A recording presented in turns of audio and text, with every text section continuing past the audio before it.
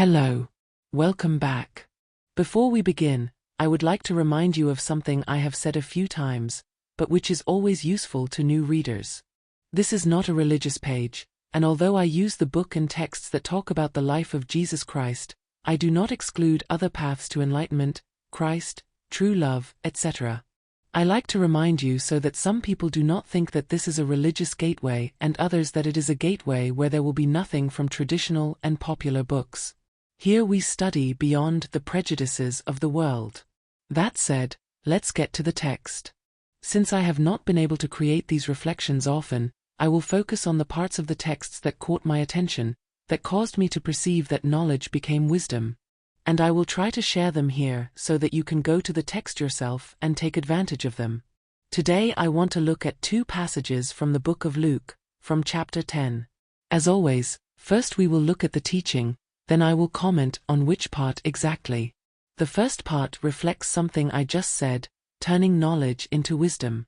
There is no point in reading entire texts, reciting them loudly and even spreading copies of the teachings around before they become wisdom. This information is contained in one of the sacred texts of the same book, which I don't remember if it has already been analyzed here, but I can bring it up one day if I haven't. I use the word warn, because it is a clear moment that calls for silence before rereading or interpreting for someone else the text that to you is still just words of rationality. Rationalizing is great, don't get me wrong, but it is not where wisdom is revealed. Knowledge is confused with shallow knowledge because knowing has levels. Knowledge is deep when nothing is necessary to weigh the mind. It is so deep that the moment of aha always seems to be followed by an alert mind, present, conscious and silent mind. Knowing is often instigated by superficial knowledge and rationality, but most of it will be found only through silence, through calm and focused reflection, through meditation. I say that knowledge is revealed, not in the capacity of being strange or separate from you, on the contrary, but because for our communication to be clearer it is necessary to divide in order to unite later. In other words, I divide us into two, an inner self and an outer self. It is a unity, but I separate it to say that it comes from a deep place where it seems to have no access when it is attentive to the external world, in the outer self. When the inner self speaks, it seems that wisdom reveals itself. Sometimes through intuition, complete love, peace, serenity. So from the inside out we find wisdom and it touches the knowledge from the outside. So, the text uses the symbol of those who read a lot, and study the laws and dogmas of the time to show the attachment of the outer self to with the capacity to accumulate information to feel superior, different. It is understandable and worthy of mercy, because these people, when experiencing a type of suffering to achieve the accumulation of information, which they call knowledge, need to justify the suffering with something good, even if it is false, as the sense of superiority, the difference feeling, and social status through knowledge. In the text, because it has more information than others and can discuss many things. Well, most of the time, repeating what others have said and rationalizing in order to unite different information, as opposed to finding wisdom. But of course, here I am isolating the case, going to the extreme. It is common for those who study a lot, by nature of reflection on the subject, to find wisdom. It is difficult to them understand that it is not that with information you will not have wisdom, but that more information does not always lead to wisdom. It is important to remember that with every study, time is needed to isolate yourself, empty your mind and let the new topic be touched by wisdom. Well, imagine this with the study of the spiritual. In today's text, wisdom is questioned and, by example, by analogy, the best of educators, it explains that there is no point in being very religious, knowing all the natural laws of the mind, emotions, spirit and body, but not being able to practice, because you do not know them deeply. There is no point in knowing how to recite.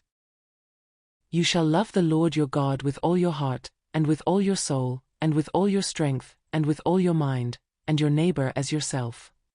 And not knowing, and not understanding so deeply that, in mental silence, you feel what it is like to live this. It is not strength, a desire to cry, or hysterical joy. It is a knowing that leads you to a deep love, a light and radiant joy, a peace that only knowledge reveals. The second part that you want to comment on follows on from this. In the texts that are in the most popular translations, it is rare to see direct mention of the feminine, despite it being there in every chapter, since the path to enlightenment taught will invariably require the union of dualities. In this part, in particular, there are two feminine names. The names, by themselves, already indicate the teaching, but the text goes further and repeats the teaching. Therefore, symbolically, it teaches twice the same in the same text. A genius that amuses me, personally. Let's look at the symbols. Mata meaning teacher, lady of the house, lady. Maria or Miriam meaning sovereign lady, the seer. It's funny that in Sanskrit it sounds more like the most famous Mary we know, purity, virtue, virginity. Could it be that there is more Eastern knowledge in Jewish Christian texts than we imagine? We have the duality of the feminine itself, which I think is great for understanding that yes, the feminine acts, that all aspects are also dualistic. That's why, in Taoism, the yin-yang symbol has parts of one inside the other and they advance towards each other. Although the philosophy itself understands this way, that the symbol is flawed, it's the best that can be done. Because it's not part of one inside the other, but in unity they are the same.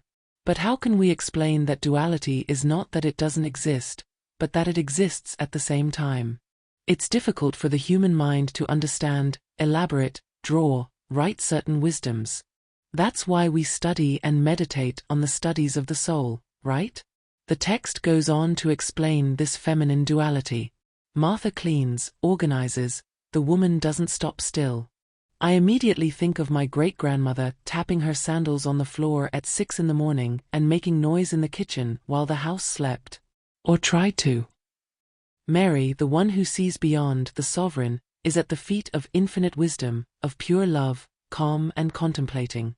To someone who reads the chapter just for the sake of reading, it may seem that this part and the first one we discussed have no real connection. But why would they be in the same chapter? Why would they be in sequence? Of course they are deeply connected. The first part tells us to go beyond active study, beyond mental practice, to find the place of infinite peace. The second repeats and completes it. It is as if a student had asked, okay, but how, after reading everything, learning all the laws, all the texts, organizing everything in my mind, can I find wisdom? At first, the master answers, apply what you read. But the mind does not understand yet. Then, master adds, calm down, sit down, contemplate. And make the active mind understand that this is not the time for rational reflections, but for the reflection that comes from contemplation. Well, that's all for today. I'll end by provoking this thought so that you read any sacred, spiritual, or religious text in depth. Ask yourself why the sequence of phrases and words. Language does not always lead us to the total knowledge of the past, but symbols can. And symbols carry so much that reading between the lines often becomes reading emptiness. But don't worry too much about that. Meditate and contemplate the emptiness after studying, and much will become clear. When it doesn't, take notes, look for other sources of symbols from the time, past and present, that are rooted in it. No one understands mathematics by reading just one book, even if it is an encyclopedia with all mathematical knowledge. It is necessary to reflect, rationalize, contemplate, rest, take notes, practice, etc. Don't do the same with the knowledge that one can have of the mind, emotions, body and spirit. Thank you for being here. I am Ilia and I hope to see you here in the next video.